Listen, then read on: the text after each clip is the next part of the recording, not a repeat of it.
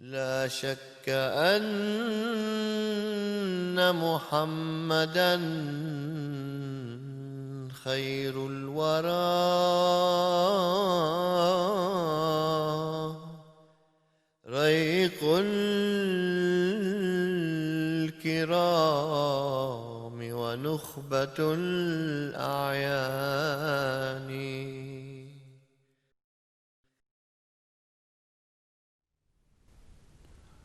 أشهد أن لا إله إلا الله وحده لا شريك له وأشهد أن محمدًا عبده ورسوله. أما بعد فأعوذ بالله من الشيطان الرجيم. بسم الله الرحمن الرحيم. اللهم صل على محمد وعلى آل محمد كما صليت على إبراهيم وعلى آل إبراهيم إنك حميد مجيد. اللهم بارك على محمد وعلى آل محمد كما باركت على إبراهيم وعلى آل إبراهيم إنك حميد مجيد. السلام عليكم ورحمة الله وبركاته.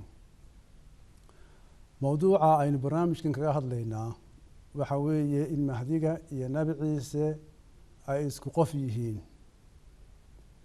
oo aanay laba qof kala ahayn. dadka badankiisu waxay u haystaan in mahdiga iyo nabi ciise ay laba qof kala yihiin. mahdiguna ka dhalanayo ummadda nabi maxamed sallallahu alayhi wasallam. nabi ciise oo ah rasuulkii loo soo diray reer banu israa'iilna uu samada ka soo degi doono kabacdina ay jihaad wada qaadayaan ay adduunka oo dhan ku islaaminayaan. culimada sidan aaminsani waxay u haystaan inay laba shaqo kala qabanayaan mahdiga iyo nabi ciise. in mahdigu qaybinayo maal hanti adduunyo ilaa qof kastaa ka hodmo oo yidhaahdo in iga badan ayaan haystaa oo cid qaadata la waayo. halkaas ayaa markaa baahi iyo fakhri kaga hadhaya muslimiinta sida ay qabaan. waa sida ay xadiiska ka fahmeen rasuulku sala allahu calayhi wasalam uu yidhi yafiid almaalu xataa laa yaqbalahu axadun xataa takuunu sajdatu waaxida khayra min addunya wamaa fiiha. waxa weeye xadiiskan waxa weeye saxiix bukhaari. waajibka nabi ciise waxay u haystaan inuu duli dajaal adduunkao dhanna islaamiyo. inuu duli dajaal adduunkao dhanna uu islaamin. sida ay qabaan seef buu sitaa. wuxuu kala doorsiin dadka inay ama ay islaamaan ama uu dilo.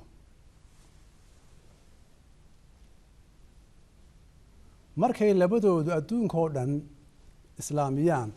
gaar ahaan hawsha badankeeda waxaa qabanaya nabi ciise ayay muslimiinta oo faraxsan u yeedhayaan oo ku odhanayaan ka taliya dunida oo ku soo wareejinayaan xukunka adduunka. sidan macnaheedu waxa weeye in dhinaca siyaasadda iyo awoodda waxaa quwadaha jira oo dhan gacanta ku dhigaya oo islaaminaya nabi ciise oo wuxuu keenayaa gacan sarreynta dhinaca siyaasadda. mahdiguna wuxuu ka caawinayaa dhinaca dhaqaalaha. markaad usii fiirsato waxay u eg tahay sheeko caruureed aada u wanaagsan. ilmo kasta oo 5 jir ah oo aad intaa u sheegtaa waa fahmi karaa wayna ka farxin kartaa. 5 jir aan intaa fahmayni ma jiro. nebi ciise ayaa soo degaya, gaalada ayuu leynayaa, mahdi ayaa imanaya, xoolo inoo qayminaya. haddii aad u fiirsato waa sida caruurta lagu maaweliyo markii aabbahood ka maqan yahay, hooyaduna aanay u hayn wax ku filan. in hooyadu ku maaweliso aabba ayaa imanaya, kanuu keenayaa, kan ayuu keenaya, waa wax caruurta ay jecel yihiin. markaa ayaa ilmihii ooyey aamusa. waa sida culimmadu rabaan inay ku maaweeliyaan ummadda muslimiinta ah, in wakti iman doono nebi ciise soo dego oo gaaladoo dhan islaamin doono, xukunka dunidana uu ku soo wareejin doono muslimiinta, mahdiguna u qaybin doono xoolo ama hanti ama maal ay ka hodmaan. laakiin marka la yidhaahdo sidan baa mustaqbalka islaamka iyo guusha islaamka ku imanaysaa oo adduunka o dhan ku islaamayaa, uma eka sidii alle laga arki jiray ama dariiqa ambiyadu ku nooleyn jireen ummadaha loo soo diro. intee uu dhib u maray nebi muuse calayhi salaam reer banu israa'iil, intee rasuulkeenu sala allahu calayhi wasalam dhibaato u maray in islaamku guulaysto ilaa fatxu maka uu ka dhacay. sidoo kale mahdigu waa inuu sunnaha rasuulka sala allahu calayhi wasalam uu raaco marka uu adduunka o dhan islaaminayo. sida guusha islaamka ku imanaysaa waa in mahdiga iyo inta rumaysaa ku jihaadaan kitaabka qur-aanka ah, oo macnaha saxa ah ee kitaabka qur-aanka ah adduunka o dhan gaadhsiiyaan, lagu qanciyo dadka diimaha kala haysta iyo kuwa aan diinba haysan in islaamku yahay dariiqa toosan. waa qorshe ballaadhan oo ay tahay in naf iyo maalba loo huro. kuwa mahdiga rumeeyaa iyaga ayaa lacagtooda ku tabarucaya in diinta loogu adeego, kutub lagu daabaco, masaajido lagu dhiso, culimada lagu tababaro, in lagu fuliyo qorshayaasha dacwada oo dhan. mahdi ay lacag ka sugayaan ma jiro. mahdigu cilmi iyo fahamka saxa ah ee qur-aanka kariimka ah ayuu u keenayaa, barayaa, u qaybinayaa. cilmiga mahdigu wuxuu uga imanayaa ama uga soo degayaa xagga alle. intaanan u gelin in mahdiga iyo nebi ciise ay isku qof yihiin, aan isla eegno khaladaadka ku jira sidan fudud ee ay culimmadu rabaan inay inoogu sharaxaan waajibaadka ama shaqada mahdiga iyo nebi ciise ay qaban doonaan. aan mahdiga ku bilowno. waxay inoo sheegeen culimmadu in xoolo qof kastaa ka dhergo oo ka hodmo inuu qaybin doono mahdigu. sharaxani ma waafaqsana qur-aanka iyo axaadiista rasuulka sala allahu calayhi wasalam. kow, u fiirsa xadiiska rasuulka calayhi salaatu wasalaam laga wariyey in mahdigu maal qaybin doono. xadiisku wuxuu leeyahay yafiida almaalu xataa laa yaqbalahu axadu xataa takuunu sajdatu waaxida khayra min addunya wamaa fiiha. xadiisku wuxuu leeyahay marka uu xoolaha qaybiyo waxaa imanaya in sujuud quri ay ka khayr badato dunida waxa ku jira ama waxa ka mid ah. xataa takuunu sajdatu waaxida khayra min addunya wamaa fiiha. xoolihii uu mahdigu qaybiyey waxay keeneen in sujuud quri ay ka khayr badato dunida iyo waxa ku jira ama waxa ka mid ah. xoolaha ama hantida marka sujuud qura qiimaha u yeelay ma lacag iyo dahabba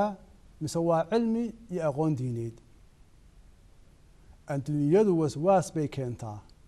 xitaa qofku sujuudda ayuu ku waswaasaa hantidani waa cilmi waa aqoon diineed oo ah fahamka saxa ah ee kitaabka qur-aanka ah iyo axaadiista rasuulka sala allahu calayhi wasalam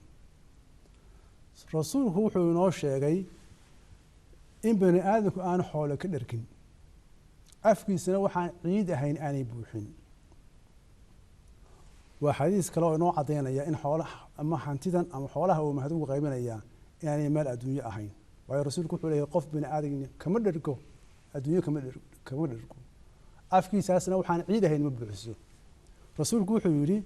low kaana ibna aadama waadin min dahabin axaba ana lahu waadiyan aakhara walan yamla'a faahu ila turaab waxaa weeye sunan nisaa'i waxaa weeye waxaan ciid ahayn afkiisa ma buuxiso qur-aanka haddaynu eegno ilaahay wuxuu yidhi waan laysa lilinsaani ilaa maa sacaa waa suuradda waxaa weeye annajm aayadda 4 macnuhu yahay qofna ma helo wax aanu u kifaaxin oo shaqaysan wax kasta ha noqoto cilmi adduunyo sharaf awood waa in qofku dadaal la yimaado qofna ma helo wax aanu sacyi iyo dadaal aanu ku kasban waa sida qur-aanku inoo sheegayo sidee marka mahdugu xoolo bilaasha uu qaybinaya sida alle adduunka ama dunidan u dejiyey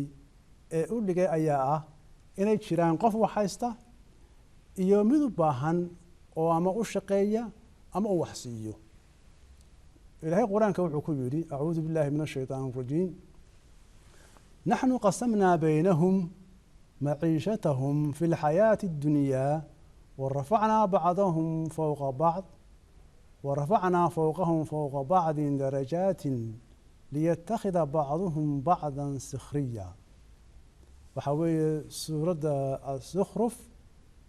aayadda 33 alla wuxuu leeyahay annakaa u qaybinay maciishadooda oo kala saraysiinay waxay ka mid tahay imtixaanka nolosha sidaas awgeed qur-aanka iyo axaadiistu waxay inoo tilmaamayaan hantida uu qaybinayaa inaanay ahayn maal adduunyo waa aqoonta qur-aanka waa cilmi waa fahamka saxa ah ee kitaabka qur-aanka iyo axaadiista rasuulka sala allahu calayhi wasalam waa aqoon diineyd oo u iftiimisa qofka dariiqa toosan ee alle wuxuu ka buuxinayaa guryaha mu'miniinta waa cilmi iyo aqoon hanuunisa miyaan cilmigu hanti ahayn waa hanti cilmigu ta uu mahdugu qaybinayaana waa aqoonta iyo cilmiga kitaabka qur-aanka ah waxaan rajaynayaa in ay idiin caddaatay in mahdugu aanu adduunyo lacag iyo dahab qaybin doonin ee hantida uu qaybinayaa tahay cilmi diineed cilmi alle iyo fahamka saxa ah ee diinta islaamka iyo hanti iyo cilmi mahdiga uga soo degay cilmi mahdiga uga soo degaya xagga alle aan marka eegno shaqada ama waajibaadka nebi ciise culimmadu waxay rabaan inay ina fahamsiiyaan inuu markuu soo dego markiiba jihaad qaadayo dajaal dilayo adduunka o dhanna islaaminayo sidee buu ku islaaminayaa inuu kala dooransiiyo qofka inuu ama islaamo ama qoorta laga jaro waa labadaas islaam ama qoorta keen mid saddexaad ma jiro xujo dadka lagu oogayaa ma jirto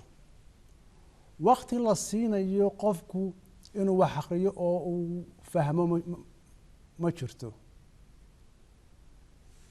tusaale wanaagsan oo la tusayaa ma jiro sida qofka loogu soo jiito diinta islaamka yani uswatun xasana waa islaam ama ha lagu dilo fahamkani wuxuu ka hor jeedaa kitaabka qur-aanka ah aan isla eegno kitaabka qur-aankii wuxuu leeyahay لا إكراه في الدين قد تبين الرشد من الغي فمن يكفر بالطاغوت ويؤمن بالله فقد استمسك بالعروة الوثقى لا انفصام لها والله سميع عليم. وسورة البقرة آيات الله بقول يكون تنيو تطبع قرآن كل حلي الدين تخصب معها قفنا لو خصب معها آيات كلا إلهي أعوذ بالله من الشيطان الرجيم وقل الحق من ربكم فمن شاء فليؤمن ومن شاء فليكفر إنا أعتدنا للظالمين نارا أحاط بهم سرادقها وحوي سورة الكهف وآيات السطنات لا يحولي كي دونا هرهم أيو كي دونانا هبيني يعني هلو خصبر قرآنكم لها قرآن كوحولي هي أعوذ بالله من الشيطان الرجيم وجاهدهم به جهادا كبيرا وحوي الفرقان آيات شن إلى لباتناد وكل جهاد كتاب القرآن كأ وجارسين تفهمك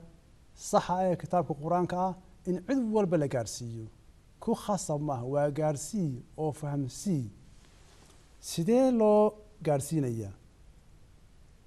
qur-aankaa inoo sharxay acuudu billahi min ashaytaan arajiim ilaahay wuxuu yidhi udcu ilaa sabiili rabbika bilxikma waalmawcidati alxasana wajaadilhum bilatii hiya axsan ina rabbaka huwa aclamu biman dalla can sabiilih wa huwa aclamu bilmuhtadiin waxa weeye suuradda naxl aayadda 126 سورة آيات هوري وجاهدهم به جهادا كبيرا لمبرك آيات حوي كونتن يسطح آيات أنه حوي وسورة النحل آيات بقول إلى لباتني لحد ألا وحوين ليه هي كلات واضح حكمة سيدا أقوى ناكسن أي قفك لو فهم سين كرو سياس أوجد وحقران كونوا عديي إن دين الإسلام كأنا أهين أما أنا أقولين إن قفنا لو خصبه إنه إسلامه قفك لو خصبه وحنا نقول يا منافق قرآنك وحنا فري إن لقول جهاد كتاب القرآن كأ أو عدو بلا جارسيو لا فهنسيو معناها صح يا كتاب القرآن كأ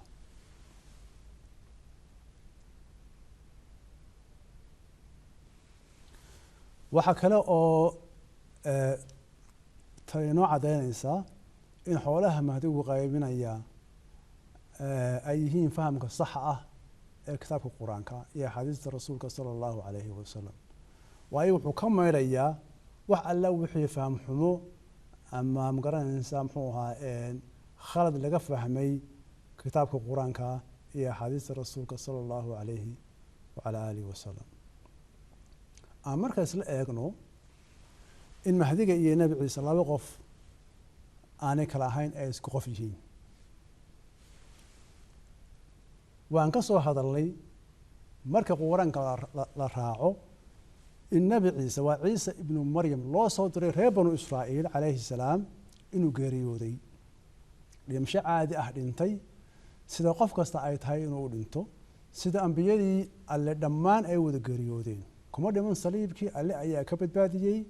wuxuuse geeriyooday mar dambe kuma noola qof ahaan jir ahaan samada kuma noola mana soo noqon doono marka haddii qur-aanku inoo caddeeyey in nabi ciise calayhi salaam uu geeriyooday qof dhintayna aanu soo noqon markaa laba qof ka hadli mayno waxaynu ka hadlaynaa waa qof keliya weeyi waayo nabi ciise ma soo noqon doono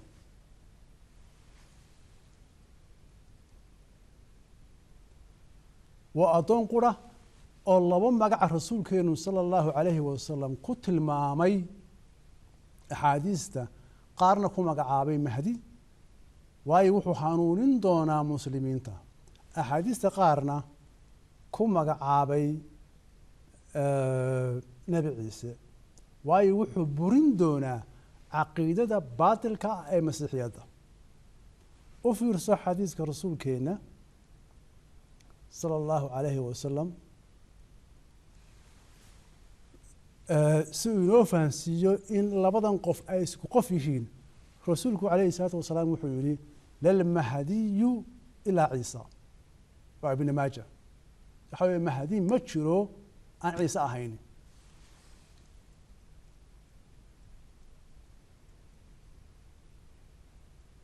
xadiis kale rasuulku wuxuu ku magacaabay ciisa ibni maryam ayuu ku magacaabay inuu yahay imaam mahdi. yani rasuulku dhinac walba inaga tusaya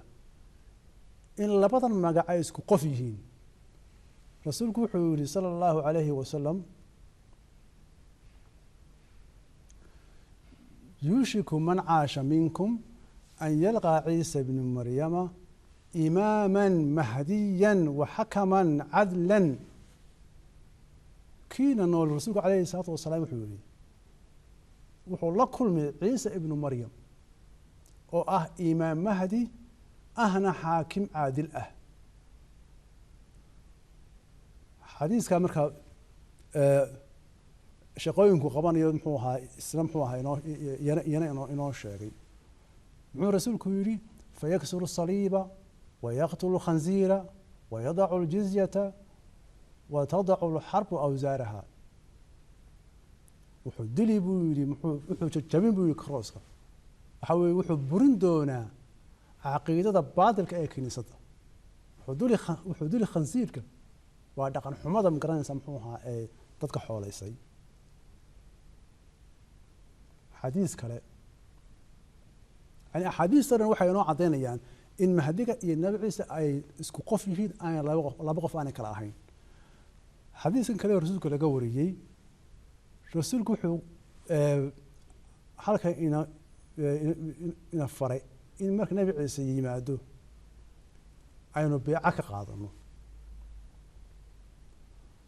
waxaanu ku magacaabay nabi ciise inuu yahay mahdi.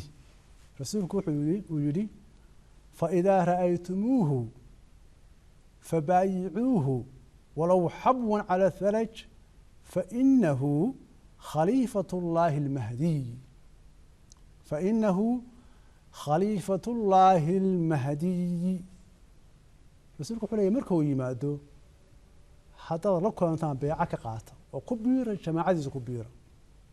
xitaa haddaad baraf ku gurguuranaysaan. fainahu waayo waa khaliifkii alle oo mahdi ah, waa nabi ciise weeyi. markaa waynu ka soo hadalnay in nabi ciise aanu soo noqon doonin. masiix markaa waa magaca kale ee mahdiga, waayo masiix waa nebi ciise. nebi ciisena waa geeriyooday, ma soo noqon doono. waa ishaaro in mahdiga iyo nebi ciise ay isku qof yihiin, aan laba qof kale ahayn.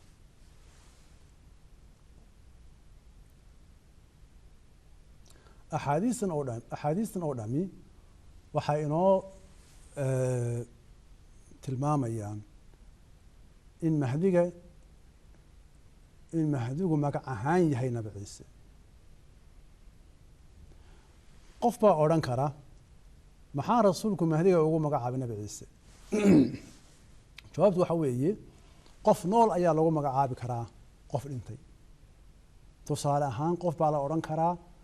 waa inasan weyni, qof baa la odhan karaa waa jana daa-uud. looma fahmo qofka nooli inuu yahay inasan weyni ama jana daa-uud. waxaa loo fahmaa inay sifooyin wadaagaan oo meelo badan ay iska shaabahaan, isaga eg yihiin. waa inasan weyni waxa weeye waa garyaqaan. waa janan daa-uud waxa weeye waa qof wanaagsan oo weli ah. sidoo kale ayaa mahdiga ummadda nebi maxamed ka dhex dhalan doona rasuulkeenu sala allahu calayhi wasalam ugu magacaabay ciise ibnu maryam. macnuhuna yahay wuxuu in badan xagga sifooyinka ka shaabihi doonaa, ugu ekaan doonaa nebi ciise.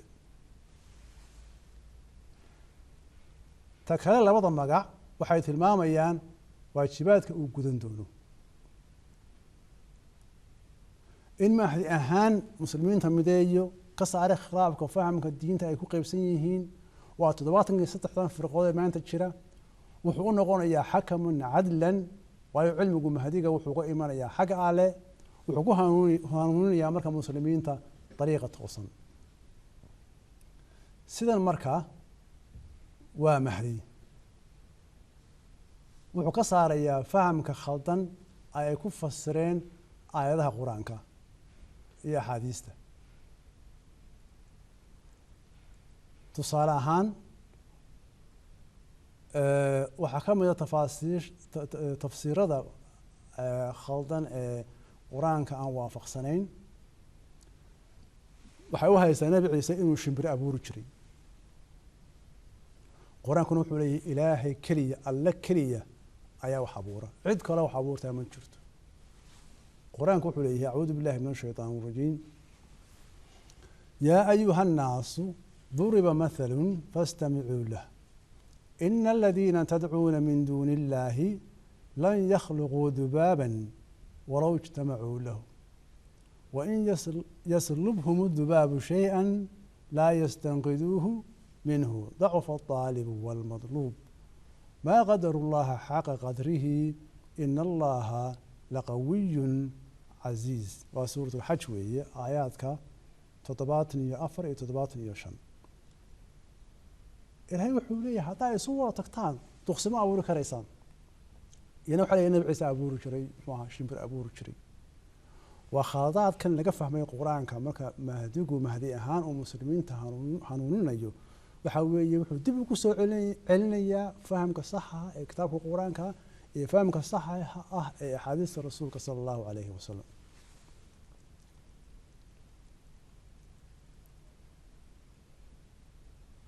sida marka waa mahdi oo muslimiinka ayuu fahamka saxa ah ee qur-aanka ku hanuuninaya yani fahansiinaya waana ciise ibnu maryam waa magaca kale ee mahdiga oo wuxuu gaar ahaan burinayaa caqiidada baatilka ee masiixiyadda ee leh nabi ciise waa ina ilaah samada ayuu ku nool yahay waxaanu soo degi doonaa qof ahaan jir ahaan mahdigu caqiidadan baatilka ah ee masiixiyadda ayuu burinaya waa magaca kale ee mahdiga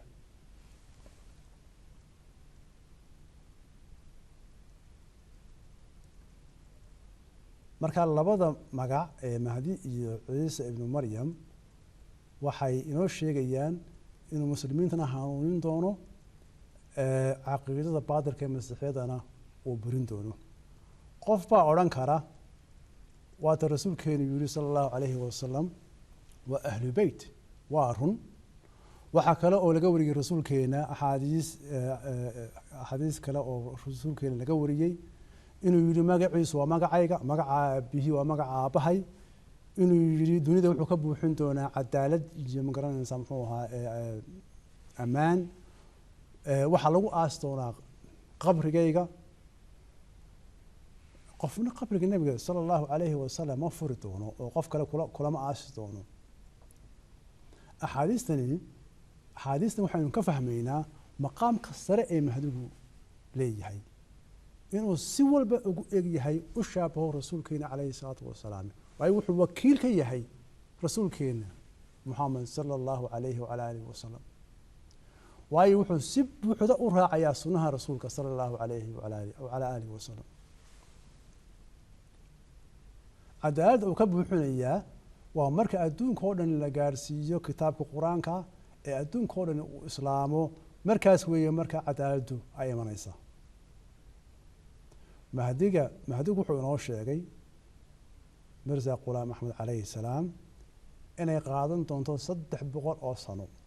haddana waxaan ku jirnaa qarnigii labaad marka adduunka oo dhan islaamo markaas weeye marka cadaaladdu ay imanaysaa waxaan ognahay in qaar badan oo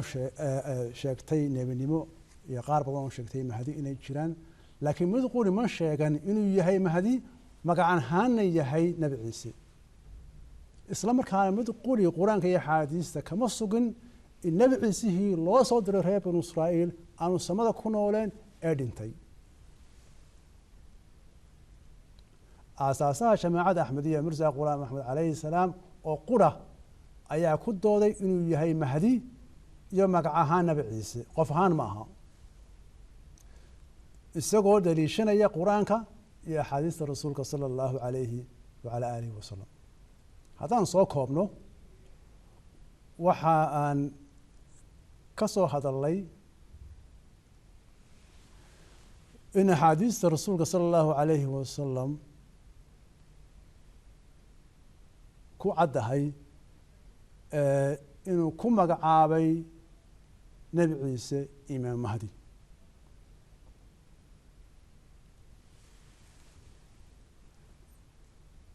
waxa kale oo aan ka soo hadalnay in marka qur-aanka la raaco nebi ciise calayhi salaam waa nebigii loo soo diray reer binu israa'iil uu geeriyooday qof dhintayna aanu soo noqon sidaas awgeed mahdigu yahay magac ahaan nebi ciise oo aanay laba qof aanay kala ahayn in qofnoo lagu magacaabi karo qof dhintay sida loo odhan karo hebel waa inasan weyne ama waa jiran daa-uud iyadoo loola jeedo in ka nooli in badan ka shaabaho ka lagu magacaabay sidoo kale ayaa rasuulkeenuna sala allahu calayhi wasalam uu ugu magacaabay mahdiga magac ahaan nabi ciise in xoolaha mahdigu qaybinaya aanay ahayn lacag iyo dahab ee tahay cilmi diineed iyo fahamka saxa ah ee kitaabka qur-aanka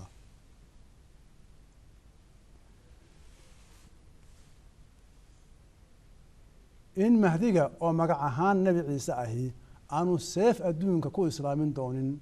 ee gaadhsiin doono fahamka saxa ah ee kitaabka qur-aanka isagoo gaar ahaan burinaya caqiidada baatilka ah ee masiixiyadda labada magac ama labada sifo ee mahdi iyo nebi ciise waxay tilmaamayaan waajibaadka mahdigu u imanayo inuu mahdi ahaan muslimiinta dariiqa toosan ku hanuuniyo nebi ciise ahaana buriyo caqiidada baatilka ah ee masiixiyadda waxaan alla ka baryayaa in idinka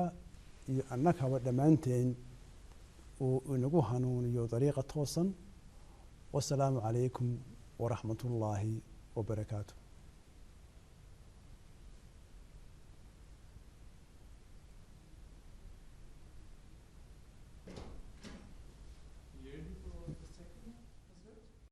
يا رب صل على نبيك دائما في هذه الدنيا وبعث ثاني